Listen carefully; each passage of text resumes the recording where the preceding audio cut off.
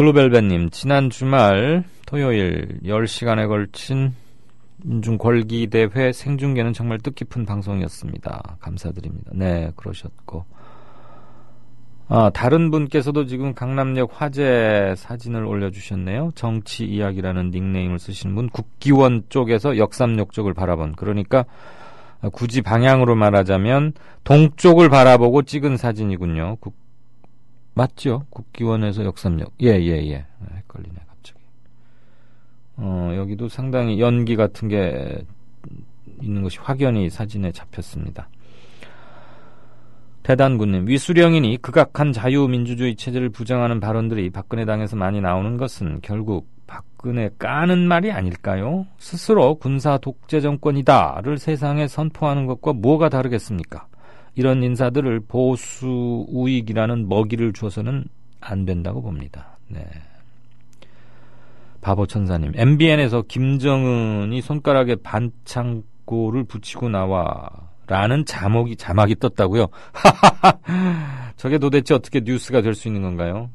파마라도 하면 전쟁 준비를 해야 되는 건가요? 전쟁 준비의 오타 같습니다. 모든 지상파 방송에서 11월 14일 집회에 대한 정확하고 공정한 보도가 없는데 비싼 돈 내고 보는 뉴스는 김정은 살 빼면 이런 모습 따위의 보도라니 안타깝다 못해 화가 난다. 예, 파보천사님 편에 MBN 뭐라고 했는지는 모르겠는데 저도 100% 그 이상 동의합니다. 어쩔 때는 지난번에 보니까 북한에서 내려온 황병설, 최용해 이런 사람들이 알고 보니 삼계탕 좋아한 걸로 드러나. 삼계탕 다 비워 이런 것도 막 긴급 뉴스라는 그 빨갛게 자막 올리고 하던데, 김정은이 손가락에 반창고를 붙이고 나왔다, 방귀 꼈다 이런 거는 자막 안 올라오나요? 혹시 잘 한번 보십시오. 김정은 오늘 오전에 방귀 3번, 속 불편한 듯, 이런 건 어떤지 모르겠습니다. 시박 참회, 10가지 악에 대해서 참회한다 이런 겁니까? 네, 10가지 다 읽긴 뭐한데 이것도 아주 운율과 라임이 착착 입에 감기는 그런 거네요. 함께 좀 봐주셨으면 좋겠고요. 민중궐기대회 때의 경찰 차벽, 경향신문 사진 올려주시기도 했습니다. 그리고 Pray for Korea, 네, 쓰러진 농민, 보성농민회 백남기 어르신, 중앙대학교 법대 68학번이시고요. 올해 나이가 69. 그리고 옛날에 7인회 이런 건으로도 열과됐던, 당시에도 아주 치열하게, 젊었을 때도 현실과 맞서서 치열하게 사셨던 분인 것 같습니다. 지영패님, 요즘 긴 글 자주 올려주시네요. 업무 중이라서 방송을 직접 듣지는 못하고 이렇게 글로나마 마음을 대신한다. 지난 토요일 광화문 일대 서울 총궐기대회 3원 생중계는 압권이었다. 취재진들 노고에 다시 한번 감사한다. 조금 욕심을 더하자면 팩트TV와 공동 기획을 했더라면 더 어떠했을지. 그렇죠. 그날 팩트TV도 하고 오마이뉴스 TV도 하고 저희는 이제 주권방송과 함께 하고 했는데, 많은 매체들이 현장의 생생한 그림을 전국의 많은 분들에게 전하기 위해서 대단히 애를 썼고요. 취재 환경은 상상하신 이상으로 안 좋았습니다. 네, 우선 이동 동선도 많고, 경찰에 의한 수시 통제와 이에 항거하는 시민들, 그래서 굉장히 격하고요. 그 카메라를 핸들링하기조차 쉽지 않았고, 곳곳에서 오는 정보들을 다 한꺼번에 처리하기가 정말 어렵죠. 이런 거 현장 생중계는 10년, 5년 전만 해도 상상하기도 아마 힘들었을 텐데요. 광우병 집회 때도 부분적으로 하긴 했지만, 이제 그런 취재 경험들을 쌓은 각 언론사에서 기동성을 배경으로, 지상파의 그 육중한 카메라로는 도무지 이제 이런 것들은 처리가 불가능하고, 휴대 가능한, 그리고 통신수단을 이용해서 곳곳에서 게릴라식으로 벌어지고 있는, 게릴라라는 단어가 또 오해를 유발할 수 있을 테니까, 곳곳에서 산발적으로 벌어지고 있는 것들을 종합적으로 파견을 해서 나중에 그걸 하나로 묶어내는, 그게 아무튼 다 쌓일 겁니다. 그리고 이런 것들이 지방과 서울, 현장과 비현장의 차이, 정보 격차를 없애는데 굉장히 영향을 미칠 거라고 생각합니다. 지금 지영팬 이 닉네임을 쓰시는 분은 방송 일을 하고 계셔서 아마 이런 말씀을 더 전문적으로 주신 것 같은데, 주말 동안 실시간 검색어 1위에 오른 팩트TV가 은근히 부러웠다. 국민TV, 뉴스K, 그리고 이강윤의 오늘이 실시간 검색어 1위 하는 그날을 기원하며 이강윤의 오늘이 뭐 1위까지 할 일이야 없을 것 같고요. 아무튼 뭐 모두 힘을 내자 이런 말씀 감사합니다. 네. 오마이TV와 팩트TV 그날 현장에서 아주 분투한 것 같은 언론계 사람으로서 존경을 표합니다. 누구랄 것 없이 경쟁이라기보다는 서로가 못 잡은 화면을 이렇게 좀 더 많이 전해주고, 앞으로는 이렇게 대규모가 있을 때는 지역적으로 이렇게 나누어서 어디는 어디가 맞고 누가 헤드쿼터 역할을 해주는 그런 걸 하면은 중복 배치로 인한 뭐 이런 건 좀 피할 수도 있겠다 하는 생각은 드는데, 그 코어디네이션이 그렇게 쉽지는 않습니다. 아무튼 주신 말씀은 각 사들이 좀 깊이 새겨야 할 것 같고요. 많은 분들께서 프레스센터 앞에 그리고 시청과 광화문 일대에서 취재하고 세워졌던 국민TV 부스 이런 것들 올려주셨고요. 황모 평론가의 얘기에 대해서 규탄하는 글들도 많습니다. 네, 인터뷰 들어가겠습니다. 박 대통령은 재치 있는 유머로 주변 사람들을 안심시키며 분위기를 바꾸었습니다. 아유, 공해야 공해. 아니, 기사님, 뉴스 듣다 왜 라디오를 끄세요? 대통령 동정 연예인 스캔들 동물 날씨 얘기뿐이에요.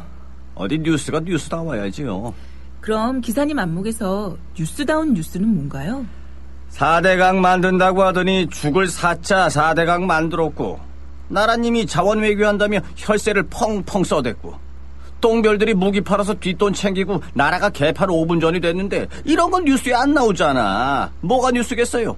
자고로 뉴스라는 거는 권력이 뭔지 알려주고 그 권력을 바르게 이끄는 거 아니겠습니까? 왜 이럴까요? 그게 다 권력자한테 장악당한 거죠. 기사님, 그래서 이런 세상, 이런 뉴스를 바꾸자고 해서 등장한 협동조합이 있잖아요. 에? 협동조합이요? 조합원이 사주라서 조합원 뜻에 어긋나는 뉴스를 만들 수 없는 그런 방송이에요. 오! 아니 거기가 바로 미디어 협동조합입니다.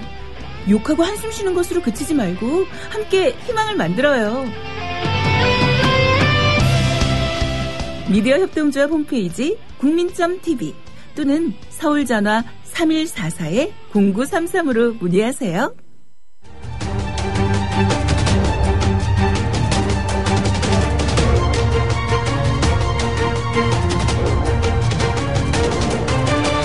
이강윤의 오늘, 이제는 진짜 인터뷰입니다. 네, 예고해드린 대로 오늘 진짜 인터뷰는 엊그제 서울 총궐기, 민중 총궐기 대회 관련 두 분을 연쇄적으로 하겠습니다. 우선 첫 번째 분은 공무원 유신문, 공무원노조에서 아마 기관지로 알고 있는데요. 그곳에서 일하는 김상호 기자입니다. 새날이라는 팟캐스트의 고정 멤버로 활동하는 걸로도 유명하죠. 거기서의 닉네임은 아마 신비님이 아닌가 싶으신데, 김상호 기자는 당일 경찰의 살인적인 직격 물대포에 보성농민회의 백남기 선생이 쓰러지시고, 아마 이건 동영상으로도 많이 보셨을 텐데요. 이렇게 서 계시다가 물대포를 바로 얼굴에 뿌려버리니까 그 엄청난 수압에 그냥 직각으로 쓰러지시면서 아마 뇌진탕을 입은 게 아닌가 싶고, 쓰러지자마자 기동을 전혀 하지 못했고 옆에 있던 시민들이 가서 부축하고 옮기려고 하는데도 거기다 대고 계속 집요하게 물대포를 발사했죠. 이분을 그 옆으로 모셔가지고 옮긴 다음에 찍힌 첫 번째 사진 기억하실 겁니다. 코 언저리에 피가 낭자하고 사람들이 근심스럽게 쳐다보고 있고 눈을 감고 누워 계시는 백남기, 보성농민회의 백남기 선생, 그 사진을 최초로 촬영해서 자신의 페이스북 등 SNS와 공무원 유신문에도 올리고, 아마 그때 등재된 업로드된 시간이 오마이뉴스보다도 좀 빨랐던 걸로 제가 파악하고 있습니다. 그것을 직접 촬영하기도 한 공무원신문의 김상호 기자, 안녕하십니까?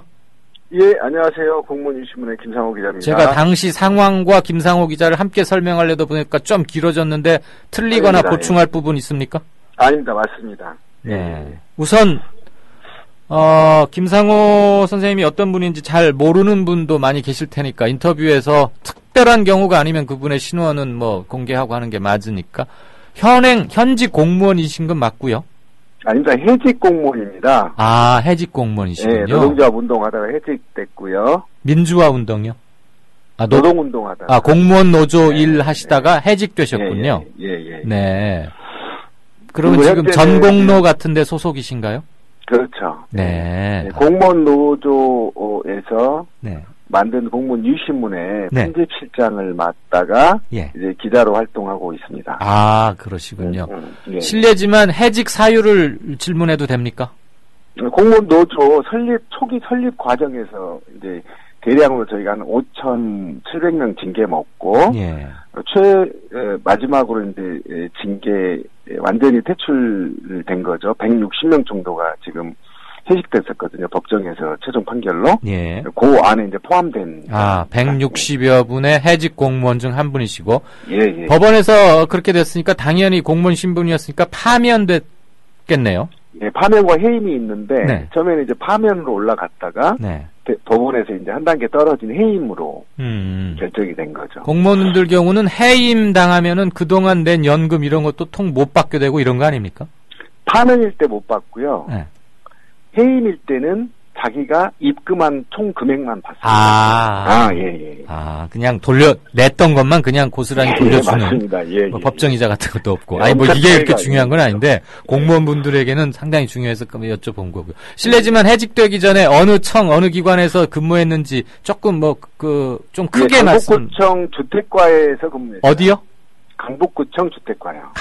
서울시 산하의 강북구청. 강북구청 주택과. 그러셨군요. 네, 거기까지만 여쭙겠습니다. 지금 현재는, 그럼 해직당한 지는 몇 년쯤 됐습니까?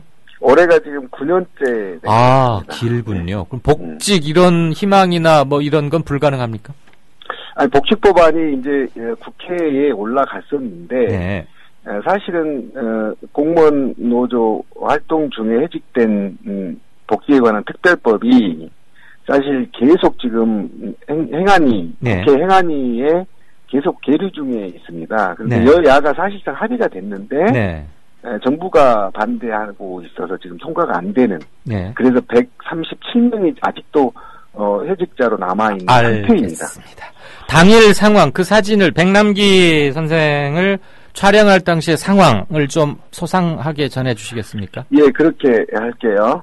일단 18시 56분 10초부터 네. 백남기 선생님의 얼굴을 향해 물대포가 1차로 가격됩니다. 네. 11초 바로 지나서 고개를 백남기 선생님이 물대포를 피하기 위해서 고개를 숙였는데 네. 2차로 그 숙인 고개를 향해 또 2차로 다시 타격이 시작되는 거죠. 직격 발사. 네, 직사인데요. 제가 삼각측량법으로 이렇게 그 거리를 조정해 보니까 네. 약 7에서 8m 정도의 거리인 것 같아요. 직사로. 7, 8m 면전에서 얼굴에 대고 바로 쐈다 이거죠. 그렇죠. 원래 규정에 의하면은 가슴 아랫부분으로 쏘고 10m 밖에서 그렇죠. 하게 돼 있고 처음에는 분사, 나중에는 곡사 하늘로 위로 그리고 그렇죠. 최종적으로 경고 후에 직사하게 돼 있는데 그렇죠. 네, 전혀 그런 규정은 전혀 지키지 않았다 이 말씀이시죠? 그렇죠. 그러니까 이게 지금 말씀 도중에 죄송하지만 김 선생님 카메라에 다 포착이 되어 있지요? 예, 제가 이걸 63장인가요? 스트레스 사진을 전부 공개했던 이유가 바로 이거인 건데요. 네. 이것 때문에 공개한 겁니다. 네, 섬세하게 좀 설명을 드려야 될 것 같아요. 네네, 그렇죠. 다시 56분 10초경에 1차로 백남기 선생님의 얼굴을 향해서 직사로 돼 있죠. 45도 각도로 직사로 쏘았는데 거리는 약 7에서 8m 정도로 계산이 되고 있고요. 예. 그런데 이 직사의 물대포를 피하기 위해서 고개를 그 자리에서 숙였습니다. 백 선생님이. 네. 숙였는데 2차로 다시 가격을 한 건데 이 2차 가격 때문에 뒤로 2m 정도를 떨어져 나가는. 네. 예, 이렇게 된 겁니다. 붕 뒤로 날아가서 떨어진 거죠. 그렇죠, 떨어졌죠. 그런데 뒤로 떨어진 겁니다. 예. 왜냐하면 얼굴을 피하려다가 이렇게 있으니까 뒤로 붕 떨어져서 아스팔트에 멋을 낀 상태가 된 거죠. 예. 그런데 그 상태에서 3차 물대포 가격이 또 진행됩니다. 예. 예, 그러니까 스틸 카메라가 1초에 5장이 찍히는데 그 모터 드라이버 작동시키면 연달아서 찍는 거 말이죠. 예, 연달아 찍힌 게 그런데 약 1초 50초 동안에 8컷이 찍혔는데 그 8컷 사이에 순식간에 이제 바닥에 이제 치는 장면까지 나오는 거거든요. 예, 예. 그래서 1.5초 동안에 바닥에 머리를 찐 상태에서 의식을 잃은 상태까지 사진이 찍힌 거죠. 예, 알겠습니다. 그리고 이제 곁에 있던 분들이 그 중계 화면에서도 볼 수 있습니다만 곁에 있던 분들이 부축을 하는데 거기다가도 계속 쐈고 심지어는 뭐 이분을 앰뷸런스에 후송하는데 그쪽에다가도 앰뷸런스 쪽으로도 물대포를 쏘더군요. 그렇죠. 그러니까 예. 그 이후에 좀 설명을 드리면 7초 후에 7초 동안 노출된 겁니다. 예. 네, 물대포가 사진으로 노출되고 그 7초 이후에 구하기 위해서 시민들이 접근했는데 네네. 그 접근한 시민들을 향해 또 4차 발사합니다. 예, 예.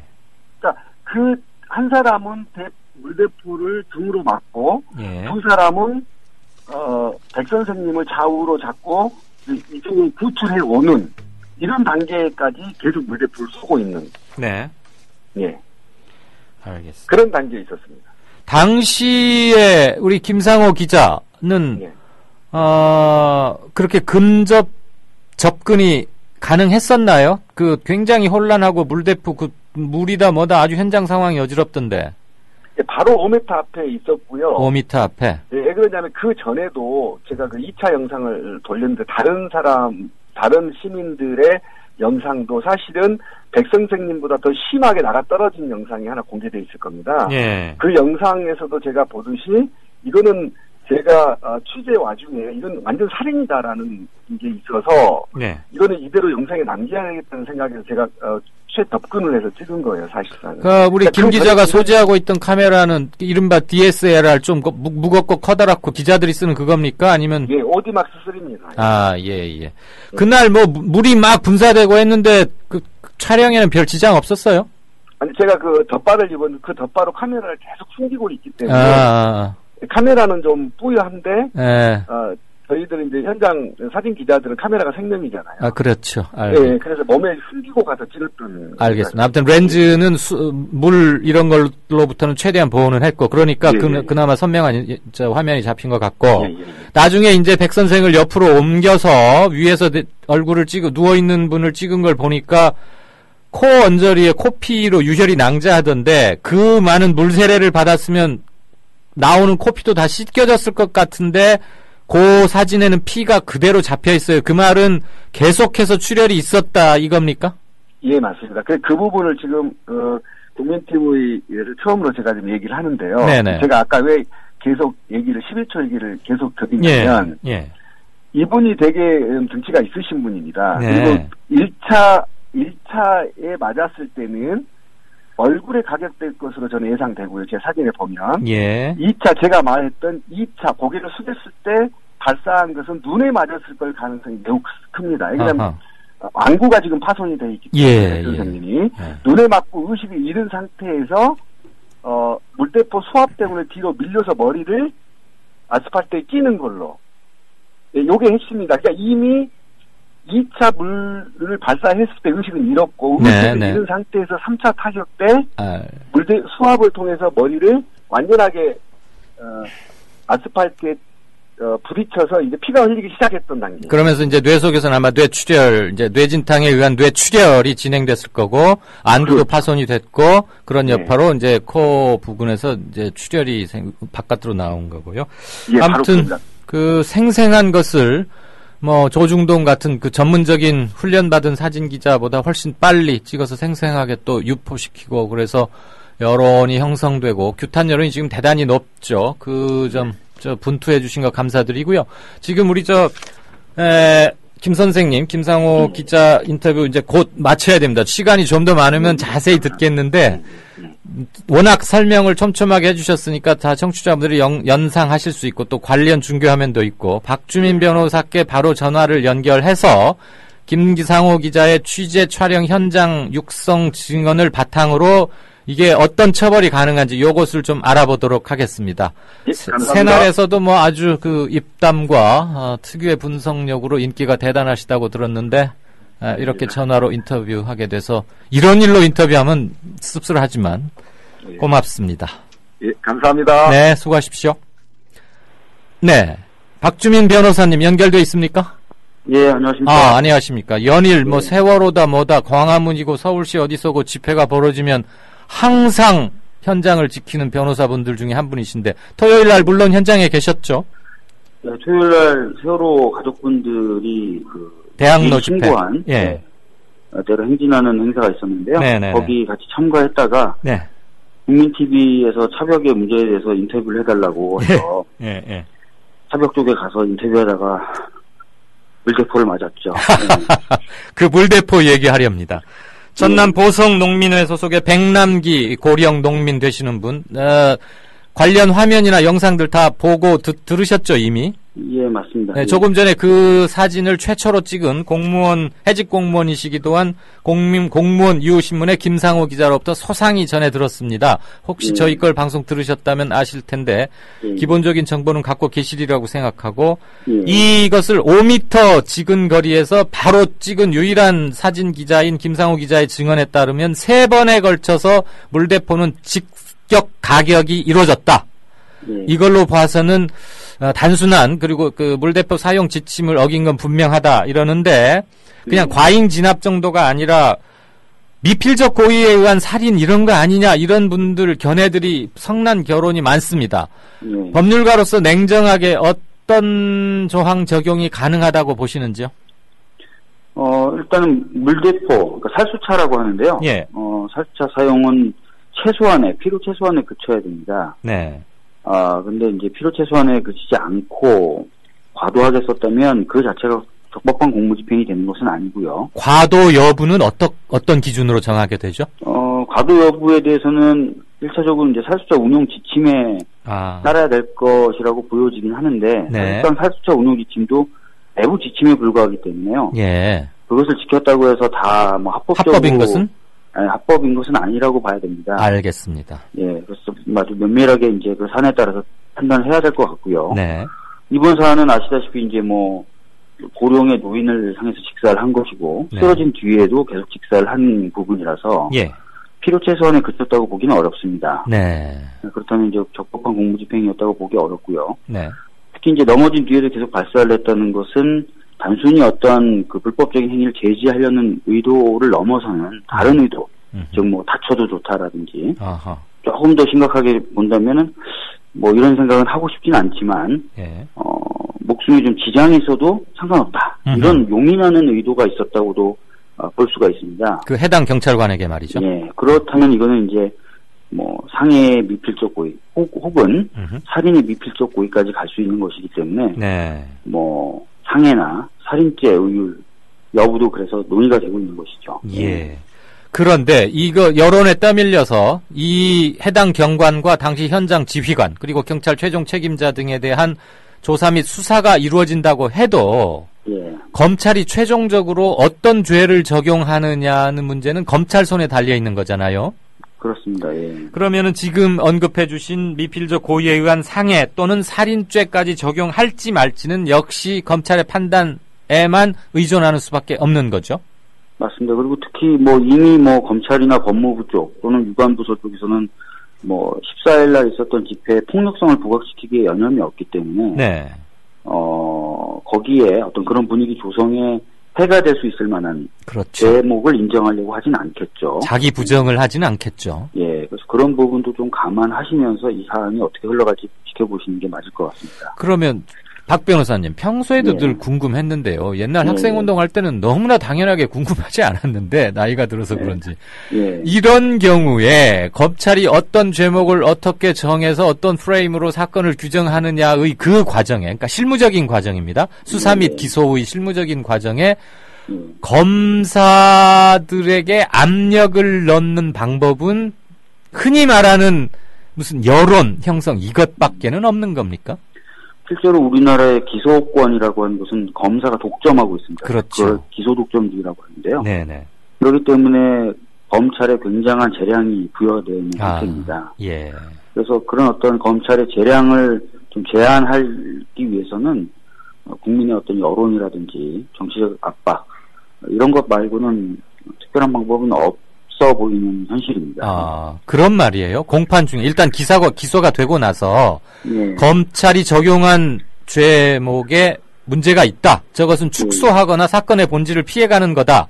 다른 죄가 적용이 되어야 한다라는 것을 변호사들이 강력히 주장해서 재정 신청을 하거나 그럴 수는 없습니까?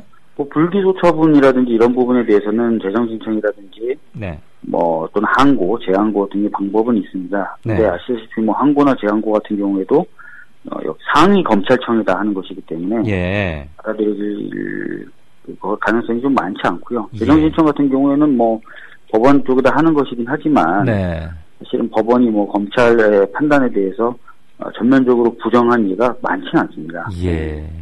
제가 왜 그 부분을 집중해서 여쭤보냐면 만약에 국민의 들끓는 여론 때문에 만약에 또 이 백 선생님이 물론 쾌유되기를 바라지만 현재까지 의료진들 얘기로는 설령 좀 잘 나아진다 하더라도 뇌의 한쪽 부분의 기능이 정지되거나 신체의 일부가 불수되기가 쉬운 상황이다. 그만큼 지금 위중했고 더군다나 당시 현장이 복잡해서 병원까지 후송하는데도 꽤 많은 시간이 걸렸고 그런데 경찰이 할 수 없이 검찰이 할 수 없이 떼밀려서 조사를 하되 무슨 해당 경관이 우발적으로 잘못해서 좀 과잉해서 한 거다. 내부 지침 어긴 정도니까 뭐 내부 견책이거나 뭐 아주 형식적으로 징계를 하려 한다면 이것은 그게 아니고 미필적 고의에 의한 상해나 살인 아니냐. 이것을 강제할 방법은 없다. 이거네요. 결국은. 그나마 그래도 뭔가 강제를 하려면 네. 검찰이 이제 인지에서 수사하는 형식을 취하는 것이 아니라 네네. 고소나 고발이 좀 들어가야 되겠죠. 특히 고소가 들어가야 될 필요가 있고요. 피해자나 피해자 주변에서 고소를 직접 하는 거죠, 경찰을. 그래야 이제 저희가 이제 고소를 한 측에서 항고나 재항고 같은 걸 할 수가 있거든요. 그래서 그리고 재정 신청이나 이런 것까지 쭉 이제 절차를 끌어갈 수가 있기 때문에. 예. 일단 좀 그게 좀 먼저 선행이 돼야 될 것 같고요. 현재 아직 이 건에 대해서 고소가 들어간 건 없습니까? 지금 피해자 가족분하고 민변 측에서 지금 이 논의를 진행 중에 있습니다. 예. 그래서 아마 뭐 내일 정도라도 뭔가 입장을 발표하실 수 있을 것 같은데요. 네. 그 조율 단계에 있고요. 네네.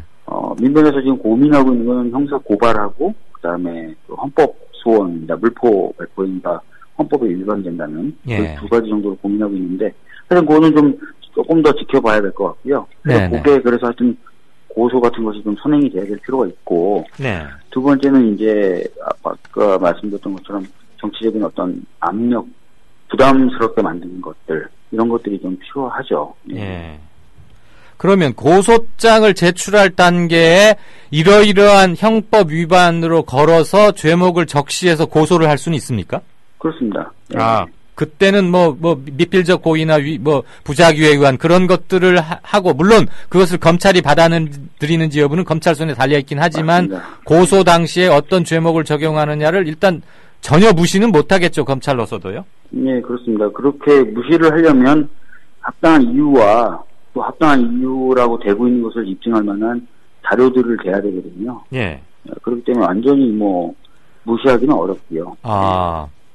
그런 점에서는 고소장을 제출하는 게 여러모로 향후 법적인 문제에 있어서도 의미를 가질 수 있는 행위고 그 점은 민변과 피해자 잘 알아서 해주시리라고 믿고요. 당일날 그러니까 토요일 저녁 때 쓰러지신 백남기 선생의 가족분들이 김광진 의원 등 야당 의원들과의 접촉이나 이런 것도 한때 거부를 했는데 혹시 왜 거부를 했는지 굳이 야당 의원과 거부를 할 이유는 없는 것으로 생각이 들었는데 그 과정 이유는 혹시 아신 게 있습니까? 저는 그 부분에 대해서 직접 들은 것은 없고요. 다만 추측컨대 이 사안을 너무 정치적으로 다루게 되면은 오히려 여러 가지 측면에서 좀 불리할 수 있다고 판단을 하셨던 것 같습니다. 제 추측입니다. 그 부분은 좀 더 알아봐야만 될 것 같습니다. 알겠습니다. 경황이 없고 생사가 불분명하고 혼수 상태라 그러면 논란 가족들로서는 사실 평정심을 유지하기가 힘들 테니까 그러실 수 있다고 얘기는 듭니다. 페이스북 같은 데 보셨겠지만 그리고 오늘도 용마산이라는 닉네임 쓰신 분이 지금 막 올려주셨는데 당시에 백 선생 그 농민께 직격 물대포를 쏜 경찰이 얼굴이 아주 선명하게 잡힌 사진이 여러 장 있거든요. 예. 이런 것들은 물론 뭐 체증이 확실히 된 거니까 예. 더 이상 이거 가지고 뭐 모르쇠로 할 수는 없는 거겠죠.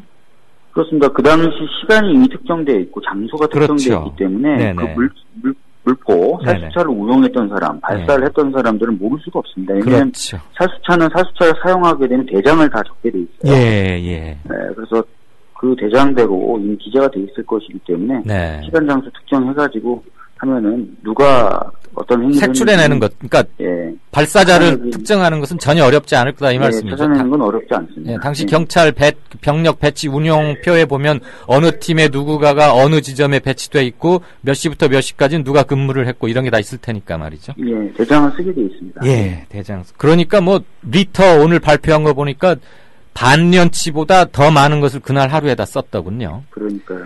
예. 네, 아무튼 굳은 일마다 있어서 든든함을 주시는 박주민 변호사. 박 변호사님의 활약이 자꾸 없어지는 시절이 되어야 하는데 안타깝습니다. 오늘 인터뷰 감사합니다.